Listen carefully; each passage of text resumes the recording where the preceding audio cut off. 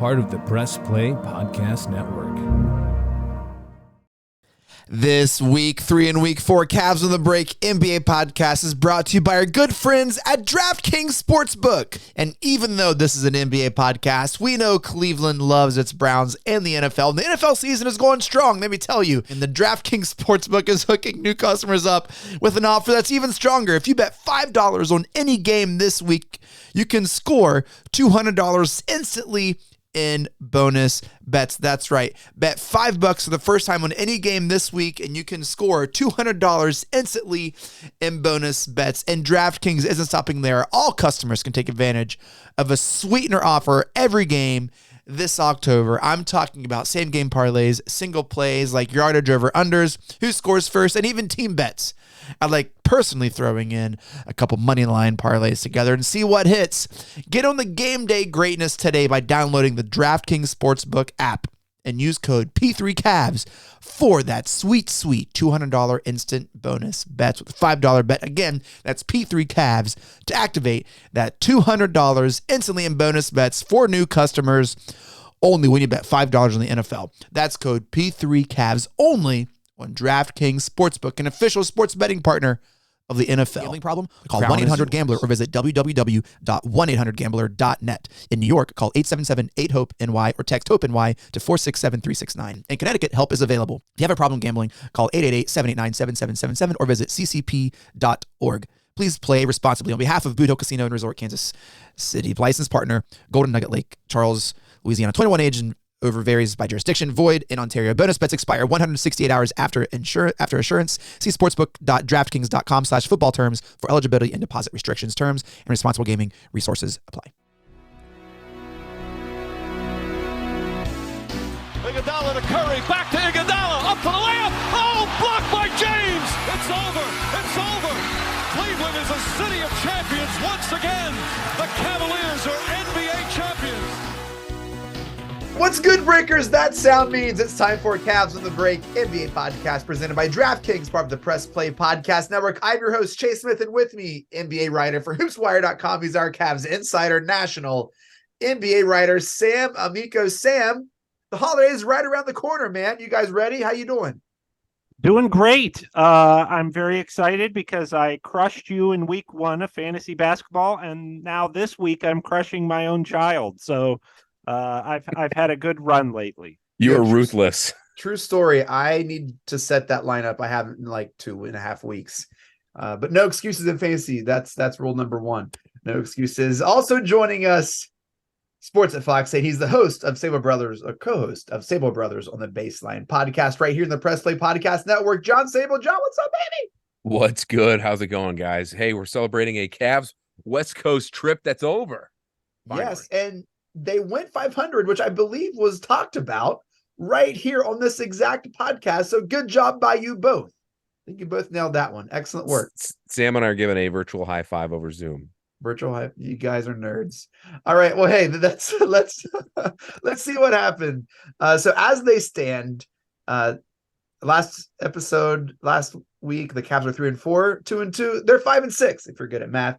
2 recent wins over the Warriors, a season sweep over the Warriors, which is always good to say, and Portland, and losses to the Oklahoma City Cloud Farts and the Kings. They stand 10th in the East, and I am concerned. I was trying to be cautiously concerned last week, and I am just full out concerned. Here is what I'm concerned about, and I'm basing this mostly off what I saw against the Kings, and I know they looked a little better against Portland. But here's what I'm concerned. They've gotten worse. Their defense is worse. The only person who is playing at the level they played at last year is Donovan Mitchell, even though Mobley is averaging, I think, career highs in points and rebounds and blocks. I believe he is up to this point. I'm seeing too much hero ball. I'm not seeing enough of a team, and I don't like the trajectory of where we're going. Sam, it looks like you don't share my concern. No, I first of all, I don't share your concern probably to the same degree, but I do see what some of the things that you're seeing, particularly on the offensive end. It's not been real cohesive. There has been a lot of, I don't want to say one-on-one, but a little bit of that kind of, it's not been real crisp. The offense Give Mitchell the ball and get out of the the way. That's what they're doing. That's pretty much what I saw at Portland. And obviously they were never threatened really in that game, but that was basically the offense. And I think, you don't want to get into that because it's just not sustainable. And we saw what the Knicks did last year in the playoffs when the Cavs tried to do that. They completely removed Mitchell from the series and tried to make the other guys beat him. And it just wasn't how they played all year, the Cavs. It wasn't how they played. So, they went down in 5 disappointing games. So, yeah, the trajectory of that offense that you speak of, I'm totally in agreement with.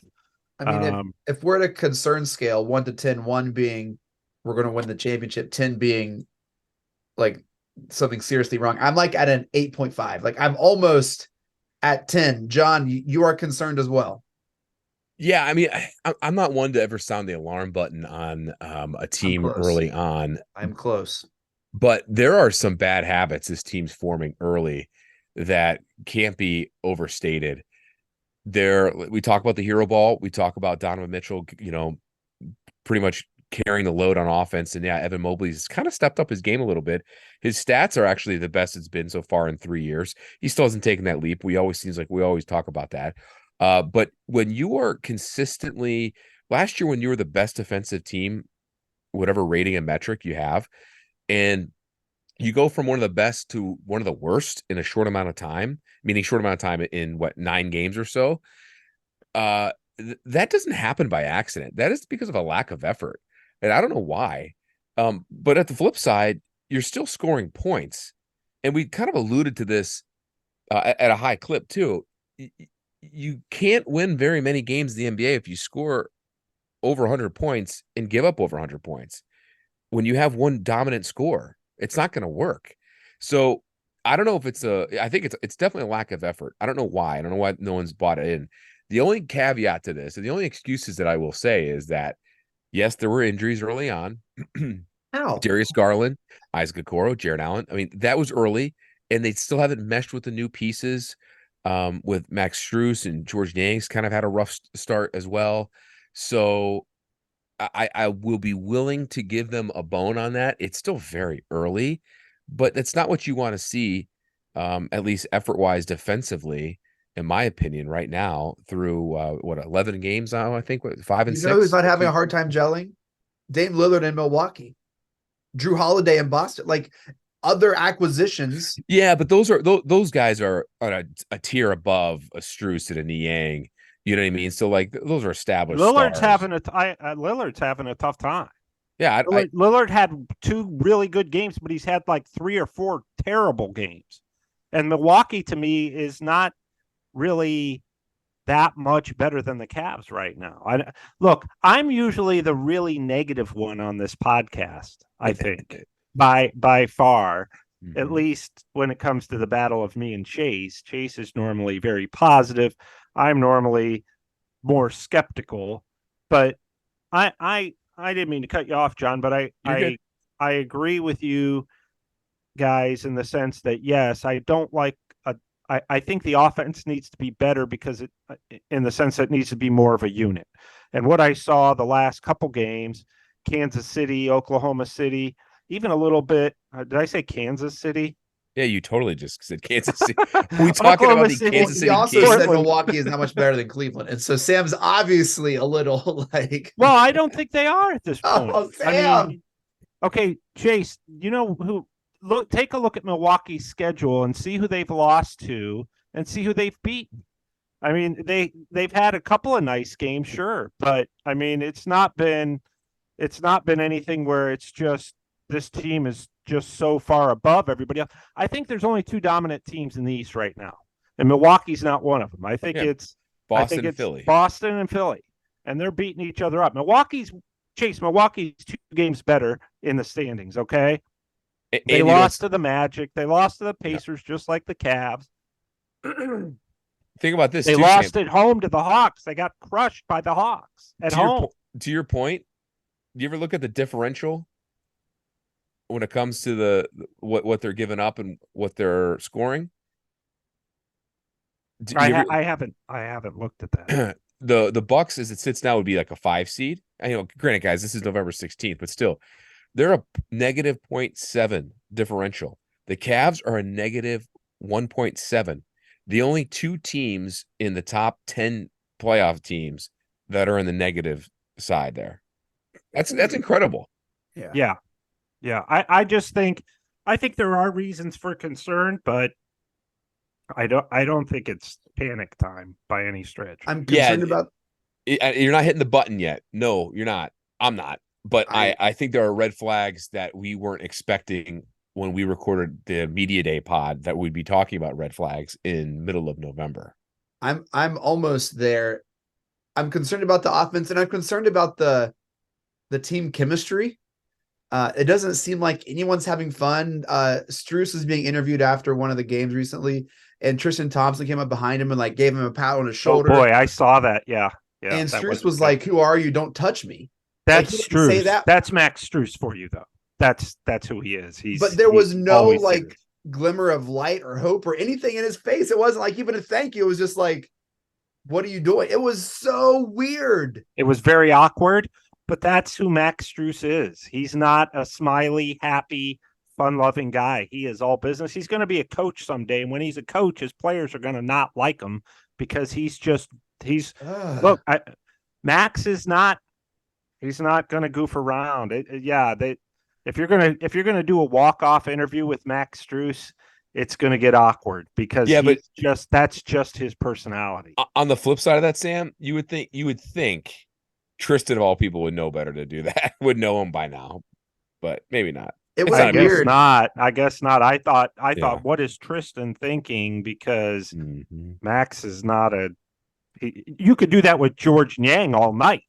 You could do that with Darius Garland, everybody else on the team, everybody else. But Max Strus is the one guy who's not going to. He said, "Look, just go to the locker room. Let's go home." And I just thought, yeah, I personally wouldn't do. If I'm Bally Sports, I would not have walk-off interviews with Max. And Max, that's not to say he's a bad guy. He's just a very serious guy. But it's making it weird and is messing up the team chemistry. I don't think it's messing up team chemistry. Everybody has a different personality on the team. Yeah, I would agree with man. I think. I mean, look, you think Nick Chubb something's off. Something is off. Is going to mess up the Browns' team chemistry when he's healthy because he's not a goofball or he doesn't goof around. Nick Chubb. Mobley doesn't. Let's go back to the Caps. Mobley doesn't. He's not going to goof around or do any of that either. I don't think that messes up team chemistry as much as playing hero ball. Look, all I know is last year, Jared Allen would get called a 3-second in the paint and would cheer, and the team would have fun with it. Now, I know there hasn't been a 3-second call yet, but there has. And Jared Allen celebrated wildly the other night at the half court when they got called for one. So I missed that one. They're still doing that. I think that, to me, they probably would have won 2 of the 3 games had they been totally healthy. That they've lost. So would we still be having this panic conversation or about the panic conversation if they're 7-4? Or would probably not, but they're not. Right. Chase, they've missed 4 starters. 4. And that's why I said right away. Team that's missing 4 starters. And Sam, that's why I said right away that's a valid excuse that you want to give him a little leash here on being concerned because of that. Chase, you talk about chemistry. When you're missing your 4 starters and you have 2 key new additions, you're gonna lack some chemistry. You're gonna lack some continuity there, and that's gonna take time. We're 11 games in. If we have this conversation in a month and we're still having these issues, that's a bigger problem. Look, I will say in a month, if this is a conversation, then all of a sudden, because at least at that point you've passed the quarter point. They're at the 116th point right now, and they were missing 4 starters for 3 games, and Okay. they lost all 3 games. Man, I feel like Sam was taking me behind the woodshed today and just like No, me it's like, I'm just trying to create all right. So a here's where level of perspective. I trust me, yeah. I see it all the time on Twitter and on my Facebook page. And JB needs to be fired right away. They're showing the same signs as they showed in the playoffs. And guess what? There's some truth to that. There is some truth to that. They're showing some of the signs they showed in the playoffs. Again, talk to me 25, 30 games at least. Before Give me John that. steps in. This is where I'm coming from. Guardians are in the off season. Not a lot of Guardians news after they hired their manager. I don't recognize the other professional team in the city. And so this is like all that I got right now. And I admit I got carried away at media day because it was so fun. And I bought everything they said about the new offense and the new additions. And I was just starving for exactly what they were offering me. And I wanted more than what we have right now. I wanted more than a 5-6 record. I wanted more than Mobley, even what he's giving now. I wanted more. I wanted everyone to be healthy. I wanted everyone just to be like, oh, hey, we learned a lot from that Knicks series, and this is what we learned. So here, don't worry, Cleveland. We are going to continue this trajectory of being the best young club in the league. And it's a regression. And I am. Let me just say this. What happened last time they played the Knicks in New York? I think they beat him, right? him. Yeah. Cavs won. What happened 2 games against the Golden State Warriors, who they haven't swept since 2010, when they were healthy? They swept. What happened in those 3 games right there, to me, say everything about this team, that they can still be very good when they're healthy. And I think that to me right there, I mean, yes, they lost on the road to the Thunder. A lot of teams lose at OKC. OKC is a good team. They lost on the road at Indiana, who's having a great start. Guess what? Indiana had a great start last year too, and it didn't matter. So, I just think that there are reasons like, oh, okay, here's a couple of red flags, but I don't think I think it's far. I mean, they're 3 games out of second place in the Eastern Conference. Okay, which to me is not a big deal. I think there are teams they could pass: New York, Indiana. I don't know what's going to happen with Milwaukee and maybe even Miami. So I just have faith that they're going to run off 8 or 9 straight, or at least 9 out of 10 at some point this season. And when they do that, they'll be right back in the mix, because they're not that far out of it now. Let me give some. All these teams have to go on the West Coast. They just finished a West Coast trip, the Cavs. These other people have to go out there. Sam just took my next point right there. The Cavs already got that one of 2 West Coast trips out of the way early in November, early in the season, right? That's done. I think they have another one at the end of the year. They bookended them, I think, in April. They got Utah, Phoenix, and both LA teams. Here's the other thing too, Chase. Think about this. And Sam, you'll agree with me on this. While we know they haven't been 100%, and when they have been 100% healthy, they're actually playing really well. The schedule now, once they get back and after Denver and Philly and they get through this November, a month of November, you've got Detroit, Denver, Philly, Miami, and the Lakers on the Saturday of after Thanksgiving. After that, schedule lightens up big time. And so Raps, Hawks, Trailblazers, with the exception of Boston, whatever, there's always going to be a team in there. If you're going to get healthy around that time, that's the time to get healthy. I mean, that's the time to make your little mini run there. What did we always learn in the LeBron years? LeBron, the first go round and the second go round. Games in November and December don't matter. What they do matter for is just trying to stay healthy. Your quarter point of Christmas is a good time, right? December's always that month where you can't trade the free agents that you signed in the offseason, is usually mid-December. And then after Christmas, it's the big NBA day, after that point, you're going through, okay, which coach is going to get fired? Which big names are going to be traded in 6 weeks. So, you know what I mean? Like, we've got all these little stepping stones going forward where no matter the struggles that we've had in the past, recently here at the start of the season, the first 11 games, you still have so much time to go before you even can start jumping to those conclusions. They're legit concerns. I just don't put a lot of stock in them just yet because of everything we've already said. And by the way, the best player on the Cavs that's playing out of his mind right now is not Donovan Mitchell. Karis LeVert. Bingo. Karis LeVert is having a career season, and we can get into this. He's playing too. great. Fantastic. I would probably, if I had to grade him, I'd grade him higher than Donovan Mitchell right now. And Donovan's having a career year as well as Evan Mobley. And Donovan said the other day, after that game that they lost in Sacramento, he said, I'm not playing very well. And he hadn't really been himself for a few games, even though they won him. But I mean, to me, honestly, I don't look at the record as much as I look at they went into New York and won. They swept the Warriors. And when they're healthy, they're playing well. They went 2-2 on their longest road trip of the season, which in most NBA circles is a victory. If you go 4-0, that's a miracle. If you go 3-1, wow, that was really good. 2-2 is what you're looking for. And they did it. So I think that they're doing just enough. But I'm with Chase in the sense like, yeah, they're not dominating. They're not really any better, at least at this point, than they were at the end of last year. And the end of last year was a disappointment. So I see where you're coming from, Chase. And it makes sense. And I'm just a voice of the fans. I'm just the voice of the fans. And you know what? Like the fans, you're adorable. Oh, however, but I just think that there's a level here of, yes, even though they're not playing as great as everybody's hoping, because look, last year they started 8-1. I mean, everybody was all, yeah, we're great. We don't have Garland. We're 8-1.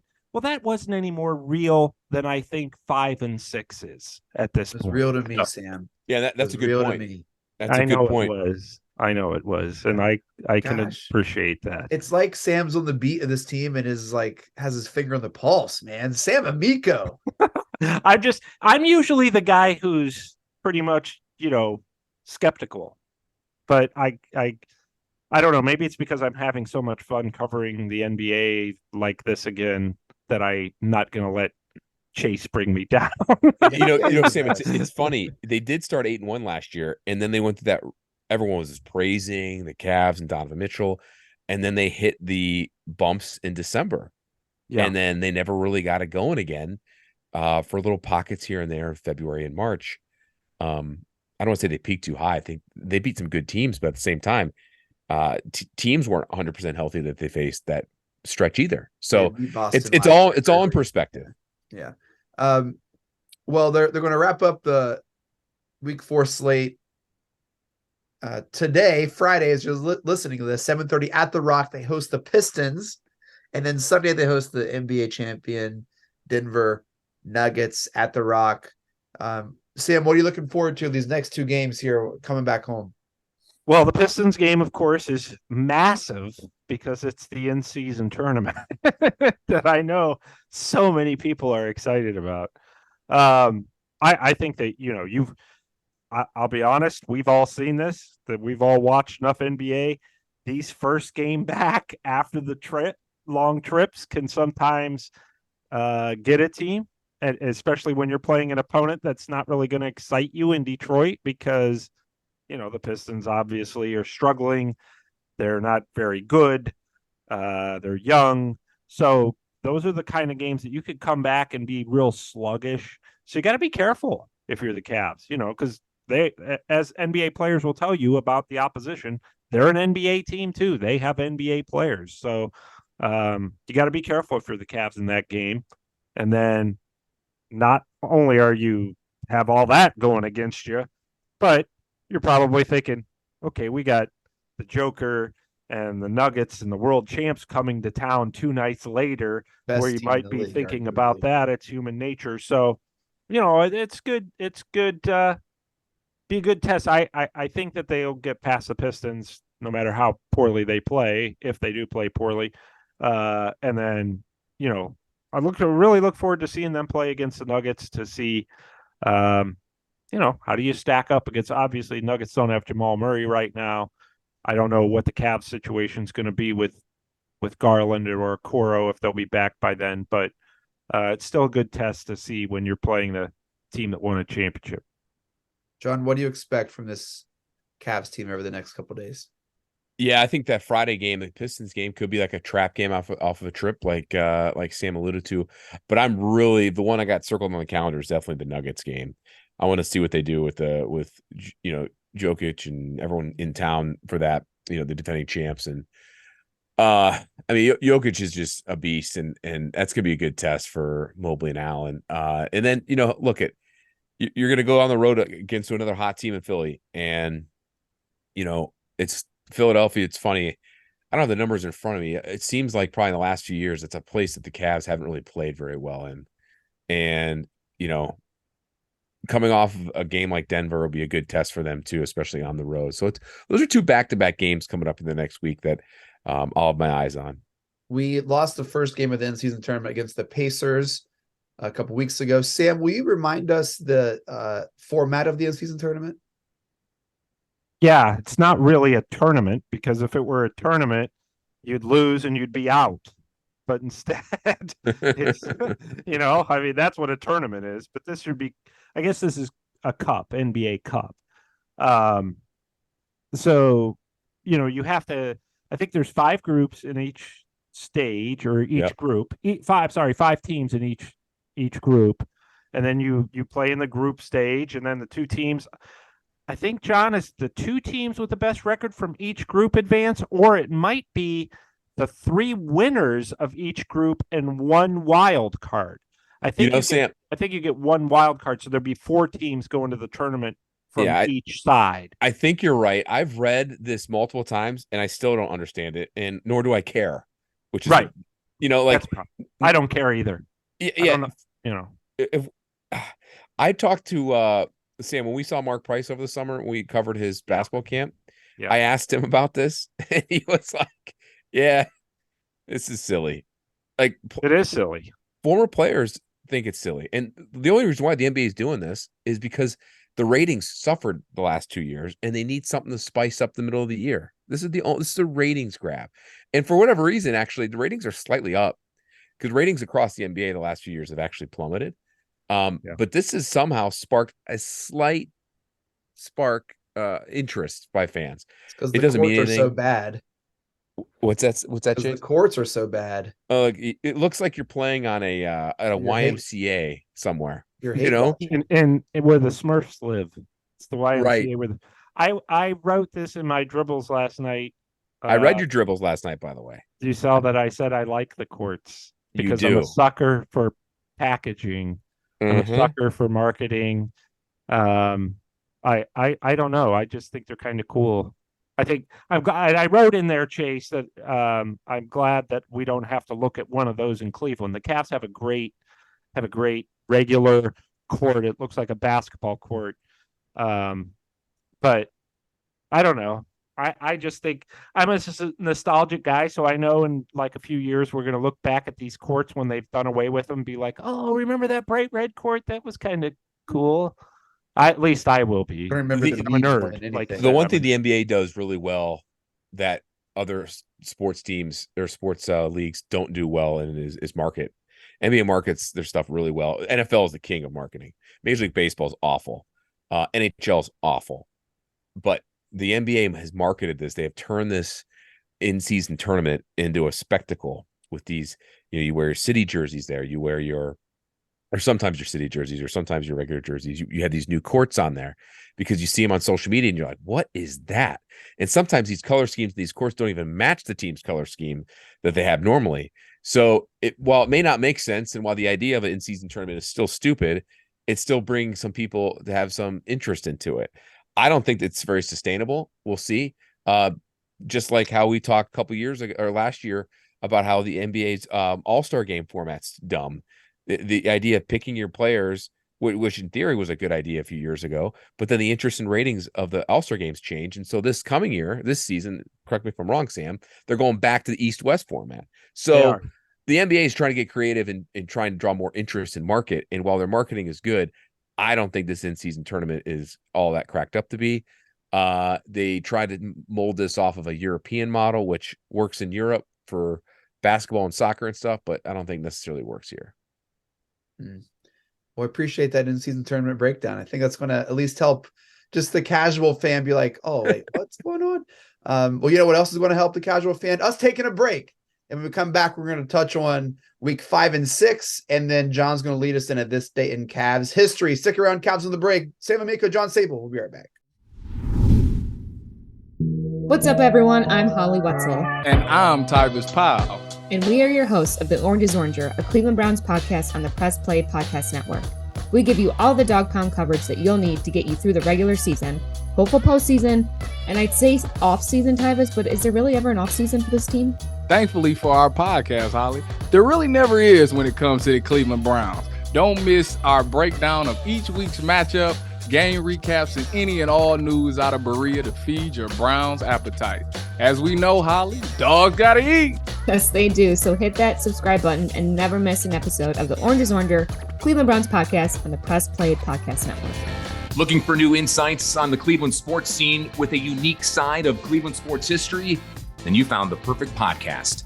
I'm John Sabol. And I'm Scott Sabol, and we're hosts of the Sabol Brothers on the Baseline podcast, a podcast about Cleveland sports, but not your typical podcast about the land's sports teams. Join us as we embark on a journey of sharing a unique and historical side of Cleveland sports history with the help of some former Cleveland sports stars and other historical figures. All right here on the Sabol Brothers on the Baseline podcast, part of the Press Play Podcast Network. The R&R podcast going to be rocking and rolling with you because football season is underway. College, Ohio State, the Power Fives, the MAC, the Browns. Michael Regai, are you ready to rock and roll with some football? Kenny, I've been ready. This is our time of year. This is what R&R is all about. We're going to be with you every week. Kenny just said it, Browns, NFL, Ohio State centric. So you got to stay with us all fall and winter long here on R&R. That's right. The Regai and Rhoda podcast coming to you here on the Press Play Podcast Network. Subscribe now and don't miss a show.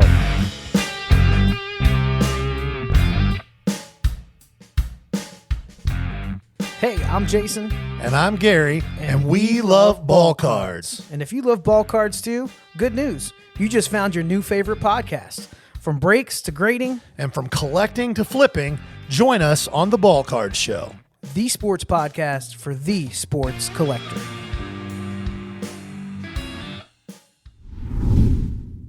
All right, we are back. Cavs on the break, presented by DraftKings. I'm here, Chase Smith, with Sam Amico, John Sabol. Hey, next week, the week of Thanksgiving, the Cavs have 4 games, actually, which is quite a bit since there's really no games on Thursday. The Cavs on Tuesday is another in-season tournament game against Philly. That's a nationally televised game, TNT. Hope to have everyone healthy for that game. Want to have a good showing, John mentioned, in Philly. Really see how we stack up. The very next day, we host the Miami Heat, who have, like I said, won 7 straight playing inspired ball. Saturday, we host LeBron and the Lakers at the Rock. And then Sunday, we host the Raptors at the Rock as well. Week 6, the last week in November, another in-season tournament against the Hawks at the Rock, and then the Trailblazers come to the Rock as well. So a lot of home games. The Cavs aren't going to be traveling that much over the next couple weeks. What a better time to get healthy and to get things on track. I'm hoping this is the most concerned I am all season. And I have you and me both. For the next couple weeks, Sam. Yeah, I don't want you to feel like this come the holidays. I want you to be happy again. I think, the funny thing, when you said Miami, the first thing I thought of was, they put Kevin Love on the bench and won 7 straight. But I did see that. I don't know that those things are related. It's just kind of funny, I guess. But yeah, so I mean, look, a lot of home games, a lot of opportunity to get yourself corrected. I don't even want to say corrected, get yourself to where you're kind of rising a little bit more for the you can't even say second half of the season, for the final 60 games, final 55 games. I mean, there's so much more to go. So a lot of it for me is they have to be healthy for a stretch. Their core has to stay healthy for a stretch so that they can get reps together and they can get wins at home, which they haven't been able to do other than Golden State because they just haven't had their guys. So be nice for them to have their guys for this stretch, particularly the home games. And then you'll get back above 500. I suspect they'll be back above 500 in no time. Yeah. John, you looking to head to any of those games over the next couple of weeks? Yeah, I mentioned that Denver Philly game, but I think the home stretch here, like Sam just said, I mean, the Cavs were phenomenal at home last season. I mean, that was their biggest strength, was playing at the Rock. I mean, they were just at one point in time had the best home record in the entire NBA. And I think, if memory serves me correctly, in the Eastern Conference at least, they finished the regular season with the best home record in the East. But for the majority of the season last year, the Cavs were had the best record in the league at home. They got to save home, but at the same time, you got to work your guys back. Let's see when if Garland can get 100%. Let's see if Okoro can get back. I do got to say this though, the fact that Okoro has not been there has actually hurt probably a lot of their defense. And I know I'm not the biggest supporter of Okoro on the offensive side, but his defense cannot be overlooked, and I think that's a big direct correlation to maybe effort. Defense is all about effort, and it can be contagious. And if you see other guys putting a lot of effort out there, that could be contagious, and he's not out there, and guys aren't playing to that level of intensity. I think there is a missing link right there. Get him back from that sore knee and see where they go from here. Yeah, Garland, I mean, he's been injured and he's been playing like he's been injured. Is kind of, I don't think he's had a signature game yet this season. No, I agree with you, Chase. I agree with you. He's been, for a while there, he had as many assists as turnovers, or many turnovers as assists, or close. Yeah, he's turning the ball over at a bad clip, guys. I mean, and he said coming in, he knew that he did it too much and needed to stop. But yeah, that's got to come to an end. And when he gets healthy, whenever that, he's got to stay healthy for a stretch, because I think that's part of the turnovers is he just doesn't get enough game reps because he gets hurt, and then he comes back and then he plays well for a game or two and then gets hurt again. So yeah, you hope that he can get into some kind of rhythm, because he sure isn't into one this season so far. Yeah, Darius Garland's turnovers, if you look at he's only played in 6 of the 11 games. And I mean, he would be averaging the second most turnover most turnovers a game in the league.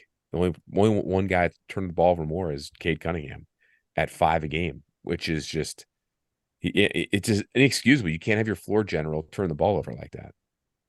Yeah. So I'm looking forward to the Cavs being at home. I mean, that's like 5 straight games there that they're at home.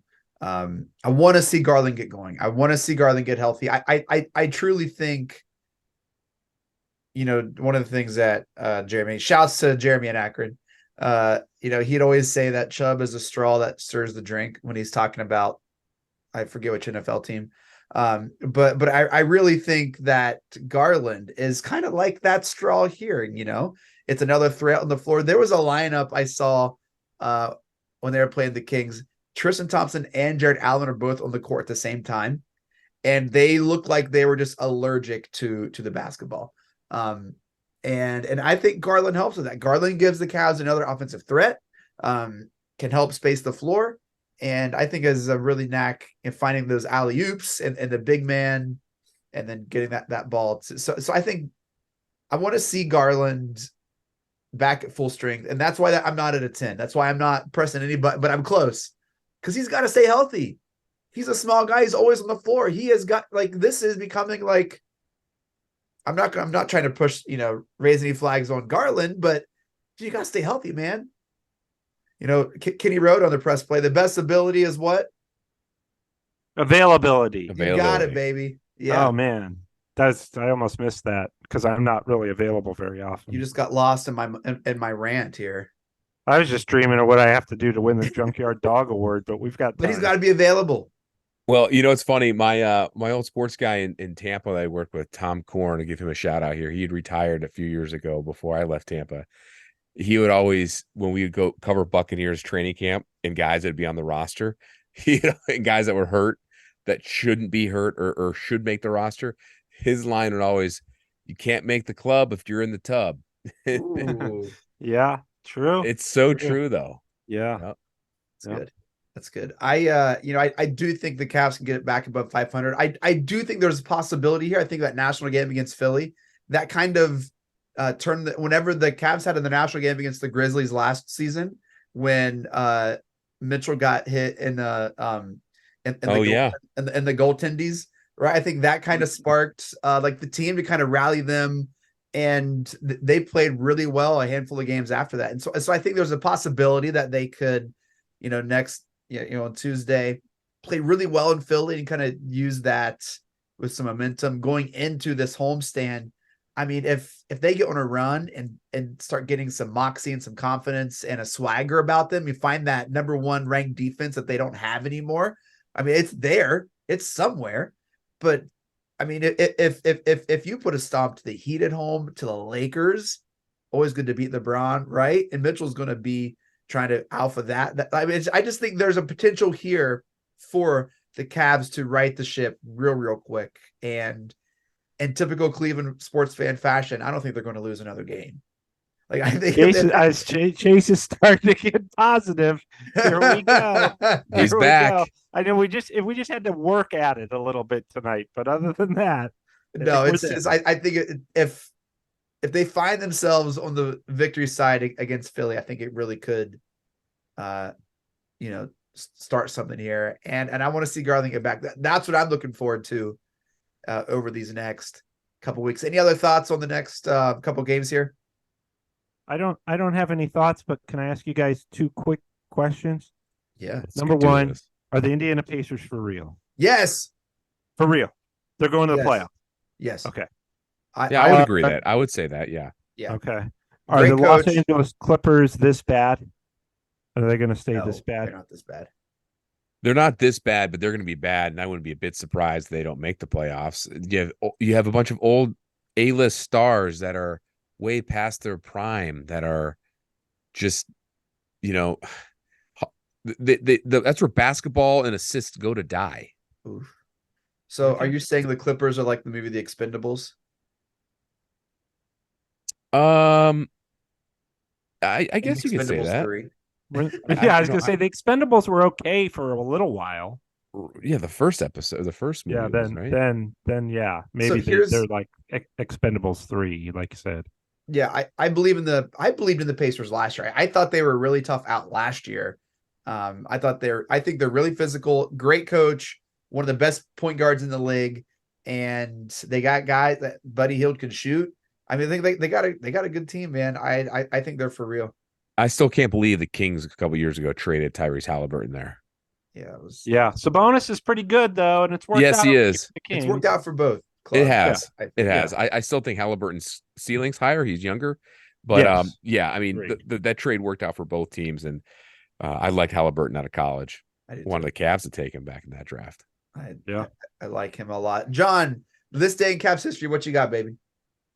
Okay, this is a date. Sam, I'd like to know where you were when this happened. Our younger Cavalier listeners may not know about this. If you watched The Last Dance, the Michael Jordan documentary, this was alluded to and mentioned a little bit in, I think, like the first 3 or 4 episodes, and right around that time.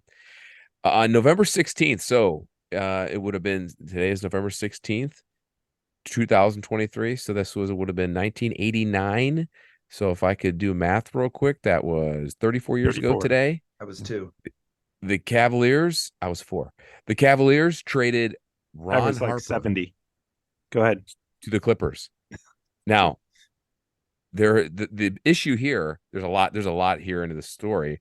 But the Cavs traded Ron Harper, who at the time Give me a comp to what Ron Harper would be now, Sam, for our younger listeners. To in the NBA. now, like it kind of like A Bruce Brown. No, way better. Like an Chase. Anthony Edwards. Yes. Yeah. He was Yeah, never like an Anthony Edwards. Look at Chase. He Chase. was Anthony Edwards amazing. is one of the top 10 players in the league. Ron Harper was one of the top 10. When he was with You're the Cavs, saying in he was probably 1989, 10 Ron or Harper was 15. one of the top 10 players in the league. 1980-89. Let me see, Chase. 88-89, because that's when he would have been. Chase, That's he was what- the Cavs drafted him with the 8th pick in the 86 draft. And at the time when they traded him, his rookie year, he averaged almost 23 points a game. So long story short, Cavs traded him. It was a big deal at the time, the Clippers, for a guy who we all know and love. Actually, I don't know if we love him. Danny Ferry was in that deal. He was the main guy in that deal. Cavs also sent a 2nd-round draft pick, a 1st-round draft pick for Danny Ferry and Reggie Williams. Correct me if I'm wrong, Sam. Danny Ferry, who was a high, big draft pick out of Duke, Yes, did not number want to 2 play pick. for the Clippers, went to Italy. They still owned his rights, but he had hurt his knee in Italy, did not get the proper medical treatment there, and was never the same player when the Cavs got him that he was in college. Right, correct. Okay, so He still First does. of all- Ron Harper was an Anthony Edwards comp. And one more thing real quick, Chase. Sam and I both have talked to like Mark Price, Craig Elo, Sean Kemp when he was on my podcast. I asked them if the Cavs never traded Ron Harper, would they have won a championship in the early 90s? All 3 of those guys said without a doubt, without hesitation, yes. He was the missing piece to the Cavs. They traded him because of rumored off the field issues from he was hanging around with people that were allegedly around like drug dealers or something. But you can look it up. It's all out there. Okay, so since I'm old enough to have lived this, Sam is so upset. Sam was like, I'm going to take him back behind the woodshed. Come on, Chase. You are ready. All right, school me. I'm ready. I'm ready. okay, first of all, Ron Harper was the most dynamic player on the Cavs. He was a poor man's Michael Jordan in his prime. Now, when they traded him, I mean, everybody was stunned. I wrote a column about this today. I know exactly where I was. I was driving down State Road in Cuyahoga Falls. It was like a snowstorm, and I was going to the newsstand, which was an old bookstore. We're no longer there anymore, and I was going there specifically because For dirty the Cavs, magazines. What's that? Oh, I said for dirty magazines. Yeah, no, for Basketball Digest because the Cavs were on the cover. I think Larry Nance was on the cover, so I went to go get one. But anyway, I remember going and came on the radio. I was like listening to music, and they interrupted the music to say Ron Harper has been traded for Danny Ferry, the number 2 overall pick in the draft, who refused to report to the Clippers, which probably was a smart idea. But Danny Ferry went to Italy, and he said, I'm not playing in the NBA if I have to play for the Clippers. So they either trade me or I'm going to go play in Italy. They didn't trade him. He went in Italy. So something was going on with Harper. Gordon Gund didn't care for some of the people he was hanging out with, reportedly.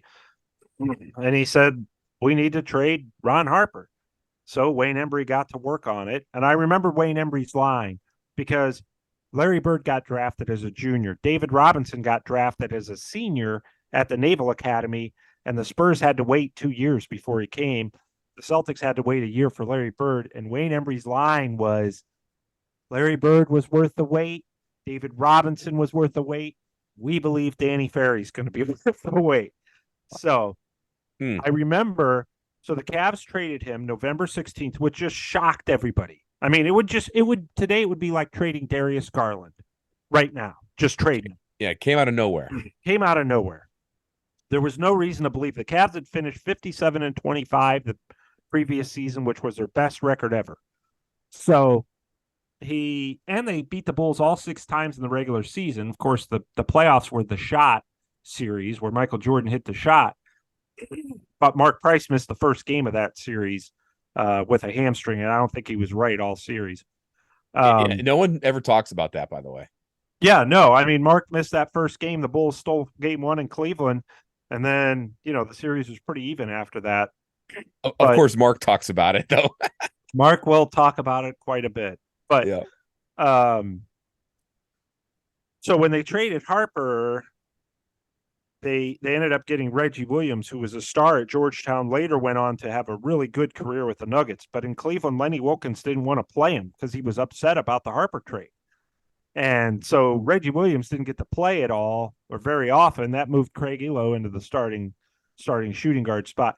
Ron Harper was in his prime, other than LeBron and Donovan Mitchell, the most dynamic player I've seen in a Cavs uniform.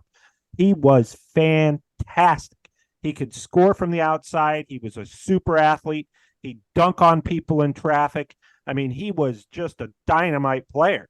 And he fit so well with Mark Price, because Mark Price was kind of a guy who could split double teams, hit perimeter shots, get the ball to Harper where he liked it while he was going to the hoop, was really a dynamic scorer.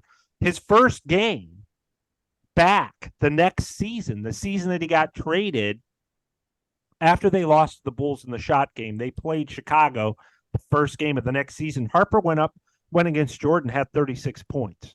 I mean, he was dynamite. So I remember they traded him, and I'm just like, I didn't know what to think, because I obviously I knew Danny Ferry was, a huge star at Duke, and everybody kind of compared him to Bird and all that. I didn't know what to think. But, and I was stunned that they did it. I thought, well, is this what they think is going to put them over the top or what? But nobody, I mean, I wrote a column about it today, tweeted it out, and said, this trade still stings the Cavs. And right underneath it, the first comment is Mark Price saying, oh, yes, it does. Mm-hmm. He was very upset about it. Yes, so it still is.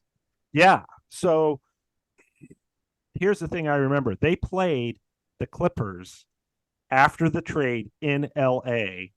like about 3 weeks later. And Ron Harper went in for a dunk, and he dunked over like 4 Cavs, and he hung on the rim, and he stared over at the Cavs bench. And Lenny Wilkens, after the game, said, I didn't care that he did that, because we're not the guys who traded him. We're not responsible. We all wanted him here, basically. And he's kind of taunting the guys who were on his side. But Harper did that. And then Chase, I think it was January. I feel like you're dunking and hanging on the rim and staring at me now. I just want you to know this is how it feels. Yeah. You've dunked on me already, and now you're just hanging on the rim, staring me down. But he blew out his knee in January, playing for the Clippers because they're cursed at the time. And he blew out his knee. He was never the same. He won 5 titles. He won 5 championships. He was a point guard in Chicago with Jordan. And then he won a couple more with Kobe and Shaq and the Lakers as kind of like a setup guy, because he had, back then, knee surgery is a lot different. He was a totally different player. He was grounded, and he was just more of a distributor. But what he was before that knee injury, he was a top, I don't know if he's top 10 in the NBA, but he was a top 5 shooting guard. He was the only guy other than Charles Barkley that Jordan would hang out with because he respected. And Jordan would go play pool with him, and they'd hang out, and they were buddies. And back then, the NBA guys weren't friends, especially Jordan was not friends with anybody, but he respected Harper and what Harper could do. So, I mean, you look at how dynamic he was and how well he fit next to Doherty, Price, Nance, Hot Rod Williams. Yeah, you look back at it now, it was far and away the worst trade in Cavs history. Yeah, and if you think about it, the Cavs made that move. Danny Ferry was never the player that he was with that knee injury he suffered in Italy. Ron Harper suffered a knee injury soon thereafter, you just talked about. And then the 2 guys that the Clippers drafted with that first and second pick, which I don't know why, this is a question for Wayne Embry. Why did they have to include a first and a second round pick for Danny Ferry and Reggie Williams. I just feel like the Clippers won that deal anyways. But anyways, the two guys that they got in that deal never really amounted to anything special. Not in Cleveland. Not in Cleveland. Reggie Williams became a really good player for Denver, averaged better than 20 points a game in Denver, and was like most improved player, I think, one year.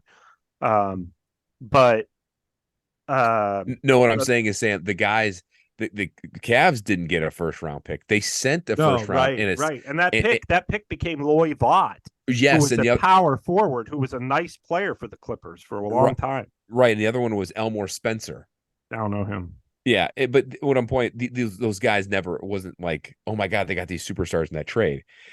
Jordan in The Last Dance said, I can't remember the exact quote, but he said something along the lines of like, we were stunned that the Cavs traded them because they knew that door in the Eastern Conference opened for the Chicago Bulls when the Cavs traded Ron Harper. Jordan basically said that. That was the only guy that not Jordan feared necessarily, but knew that anybody else in the East there could go toe-to-toe with him. I remember after that trade, the Bulls started putting Jordan on Mark Price. Jordan would go guard. He couldn't do that before. He had to guard Harper.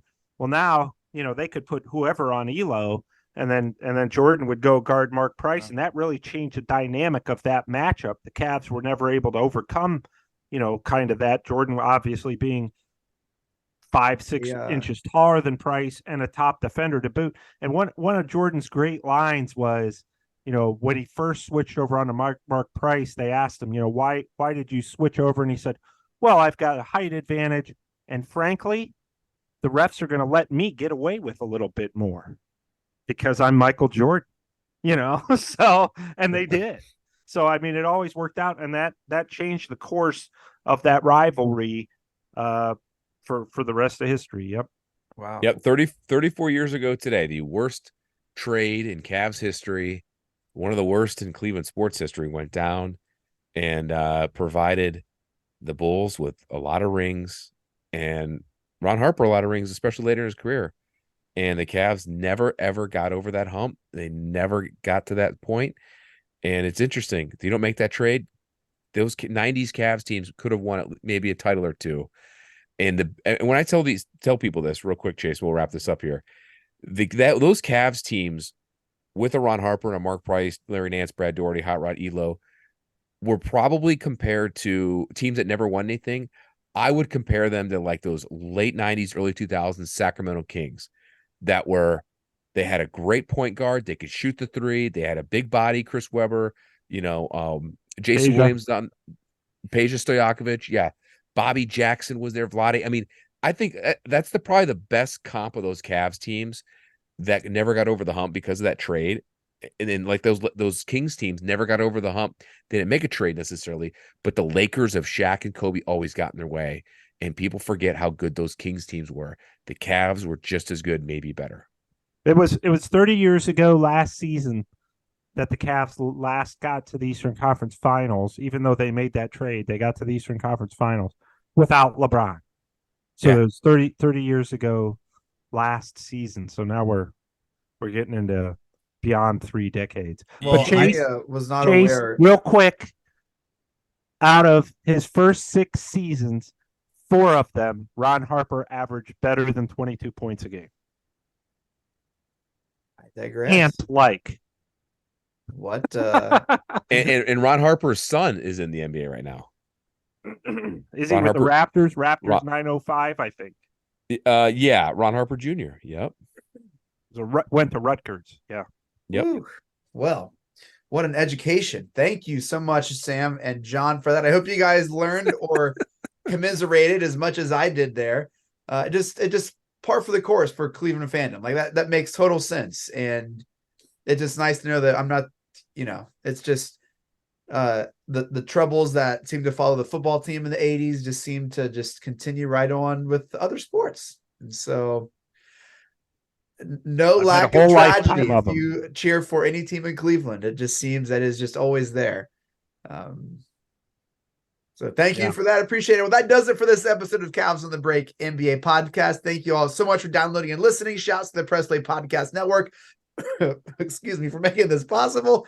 Make sure to follow us on Twitter at Cavs on the Break. We always follow back. Shouts to DraftKings. Download right now and use code P3Cavs to sign up. New customers can take home $200 in bonus bets instantly just for using our code and betting $5. That's code P3Cavs only on DraftKings Sportsbook, an official sports betting partner of the NBA and NFL. The crown is yours. You can follow Sam on Twitter at Amico Hoops. Catch all of his works and writings at hoopswire.com and at Wire Hoops. Follow John on Twitter at John_Sabol.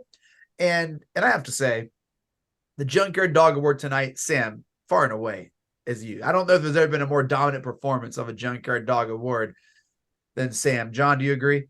Absolutely. The going back, what he was doing 34 years ago, the day of the Ron Harper trade. I'd love to know where you were driving. That was pretty cool. And the firsthand account of that is maybe worth 2 Junkyard Dog Award chains, if you ask me. Well, for the first time since qualifying for the Denny's Grand Slam, I won an award for being old. Oh my goodness. The Denny's Senior Slam. Sorry. I get discounts now. Oh man. Sam, final thoughts, my man. Yes, Cavaliers fans, do not be worried. Do not be concerned. It's going to be all right. If I assure you, if they stay healthy, they will be back in the top 4 or 5 in the Eastern Conference by, I'm going to say, New Year's. I'll say New Year's, they'll be back in the top 4 or 5, if not before then, but then at the latest. So no panic. It's just early season blahs right now. John, any final thoughts from you? Early season blahs have turned into some minor red flags that if things don't get turned around by New Year's, we could have some problems. I do have faith that will get turned around. I think they will, but I think the concerns are valid. But we just got to let these guys breathe. We got to let them get healthy. We got to let these new additions get some more reps under their belt in the continuity and chemistry to build. We will not be recording next week. We'll be with our families. We hope you are with your families as well in this Thanksgiving season. If you're traveling, stay safe. Make sure to listen to some old episodes if you want to laugh at some of our silly takes or see if what we said was going to happen actually happened. We'll come back with you here in a week or two. And we just thank you all so much for being with us. Mike Breen, take us out. Congratulations, Cleveland. Your decades-long wait is finally over. The Cavaliers are NBA champions.